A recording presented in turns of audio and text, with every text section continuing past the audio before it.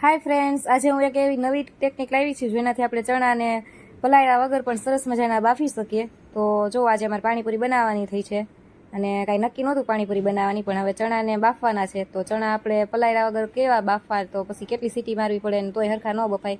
આજે એક નવી ટેકનિક હું અપનાવવાની છું, તો મેં કીધું લાવ તમારી સાથે શેર કરું. પહેલાં આપણે કુકરમાં આ રીતના ચણા નાખી દેવાના છે. પલાળ્યા વગરના ચણા લીધા છે કેમ કે પાણીપુરીનું નક્કી નહોતું એટલે નથી પલાળ્યા. અને પછી આપણે એની અંદર આપણે બરફના ગાંગડા નાખવાના છે. જો આ રીતના નાની ટ્રે છે એમાંથી 2 ગાંગડા નાખ્યા છે, બાકીના જે હું ટ્રેમાંથી કાઢી લઉં પહેલાં. તો જો એટલા 5 ગાંગડા નાખી દીધા છે મેં બરફના. અને હવે એને આપણે ચણા ડૂબે એટલું પાણી નાખવાનું છે અને પછી એમાં આપણે મીઠું એડ કરવાનું છે. અને એનાથી આપણે ચણા બફાઈ છે કે નહીં એ આપણે જોવાનું છે. હું તમને બતાવીશ ચણા બફાઈ જાય છે કે નહીં. ક્યારેક તમારે જો એવું થયું હોય ચણા બાફવાનું થાય અને પલાળવાનું ભૂલાઈ ગયું હોય, તો તમે આ રીતથી ચણાને સરસ મજાના બાફી શકો એકદમ જલ્દી અને ઇન્સ્ટન્ટ. તો હવે ગેસ ચાલુ કરી દીધો છે અને કુકરે મૂકી દીધું છે. મીઠું નાખી દીધું છે સ્વાદ અનુસાર.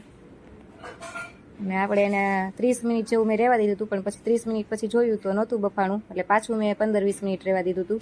એટલે તમારે રહેવા દીધું. ધીમી આંચ ઉપર જ બાફા હતા મેં. જો સીટી નથી પાડી, ધીમી આંચ કરીને રાખી દીધા હતા. જો ચણા એકદમ બફાઈ ગયા છે સરસ મજાના.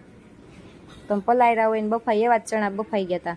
તો તમે એકવાર આ ટેકનિક જરૂરથી અપનાવજો, તમારે કામ લાગે એવી ટિપ્સ છે. તો મળીશું એક નવા બ્લોગમાં. ત્યાં સુધી આવજો મિત્રો, અને નવા હોય તો મારી ચેનલને સબસ્ક્રાઈબ કરવાનું ભૂલતા નહીં. સાથે મારા વિડીયો ગમે તો લાઈક કરજો, શેર કરજો. આવજો.